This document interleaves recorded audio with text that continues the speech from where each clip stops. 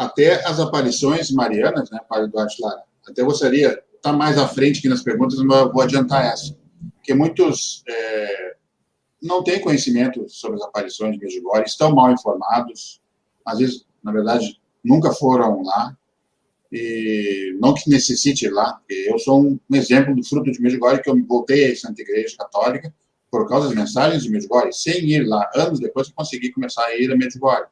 Então, comecei, não existia nem, na época não existia internet, não existia só a máquina Kodak para tirar foto, não existia inventado celular, mas eu voltei para a igreja vivendo as mensagens de Nossa Senhora.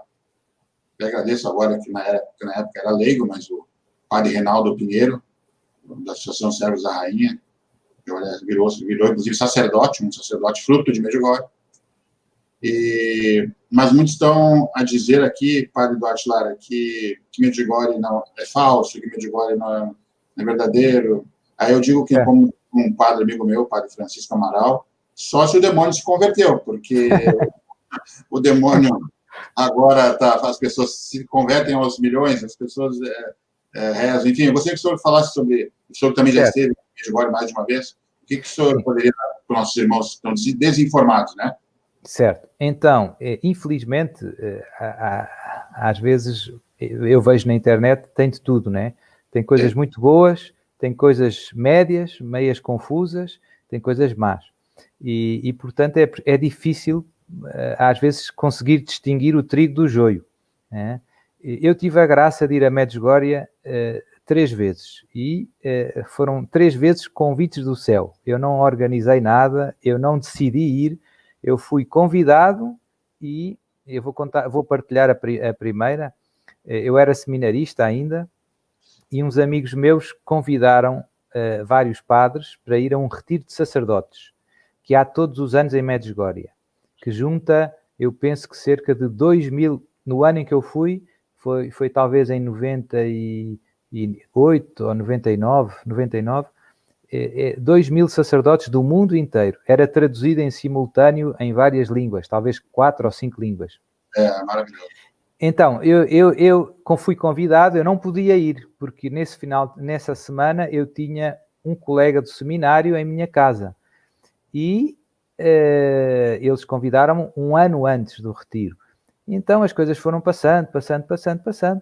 Quando chegou a altura de vir esse meu colega de seminário a minha casa, porque eu queria ir a Fátima, então, um pouco antes dele vir, morreu um familiar dele. E então ele ligou muito triste a dizer que infelizmente não ia poder vir, como nós tínhamos programado nas férias, e então tinha que ir para o funeral da família. E eu fiquei com aquela semana completamente livre. E eu esqueci que me tinham convidado para o retiro em Medjugorje. Fui à missa, e a seguir à missa eu gosto sempre de fazer um pouco de ação de graças. Estava ao pé da imagem da Imaculada Conceição, onde o meu pai e a minha mãe me tinham oferecido em criança, no dia do meu batismo, em ação de graças, sozinho. A igreja já estava vazia, quase. Estava eu ali ao pé de Nossa Senhora rezando.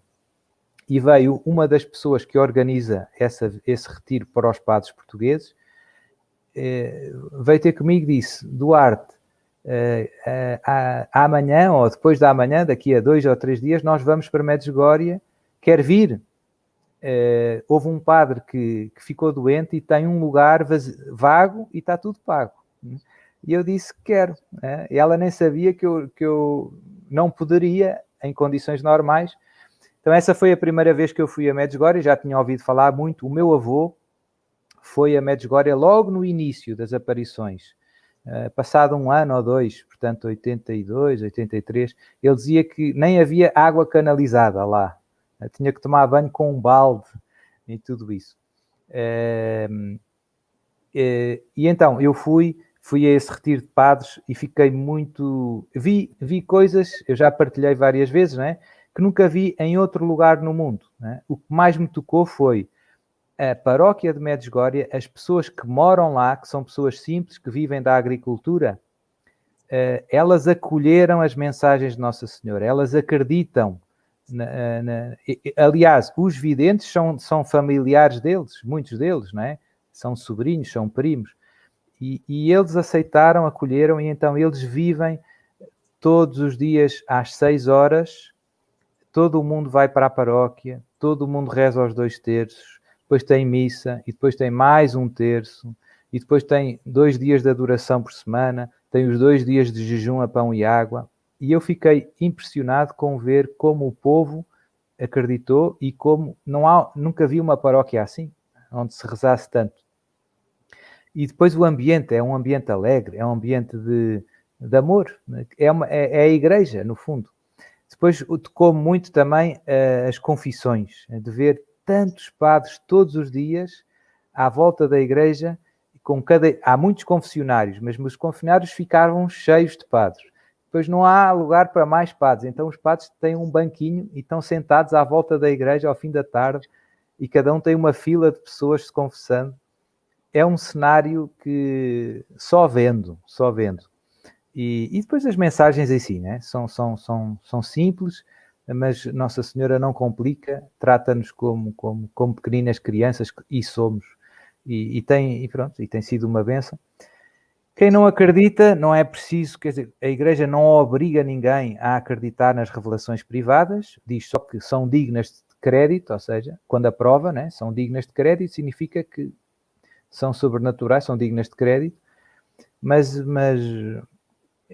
eu penso que é importante se as pessoas dizem, mas eu não quero, então, mas vivam Fátima. Fátima tem muita coisa para viver.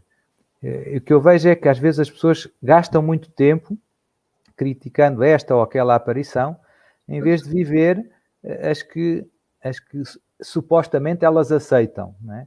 Eu digo, então, mas e Fátima? Isso é Fátima, acredita. Então, e já fez os primeiros sábados? Não. Então, e reza ao terço todos os dias? Não. Porquê? Então, e já se consagrou a Nossa Senhora? Não. Então, algo não vai. É uma atitude que, no fundo, há pessoas que gostam de ser do contra, um pouco contra tudo. Isto não significa que não seja importante ser prudente no discernimento das aparições.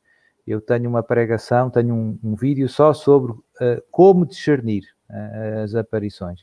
Agora não vou dizer, né? Mas obviamente que é importante ser prudente, ouvir a voz da Igreja e ver os frutos, e examinar com atenção o conteúdo das mensagens, a vida dos videntes, o que é que diz a ciência, né? Mas há aparições que têm sinais muito evidentes de serem verdade. Eu vou dar outro exemplo, Garabandal. Garabandal teve muitos médicos a estudar, tem filmes, tem fotografias, os fenómenos são inegáveis. Mesmo assim, houve muita resistência, né, dos bispos, dos padres e de outras pessoas também. Porquê? Porque se calhar não era o que esperavam, não gostaram muito do conteúdo, Nossa Senhora disse lá algumas coisas pesadas, mas não é fácil, não é? Não é fácil porque ficam por explicar então estes fenómenos, como é que é? Enfim,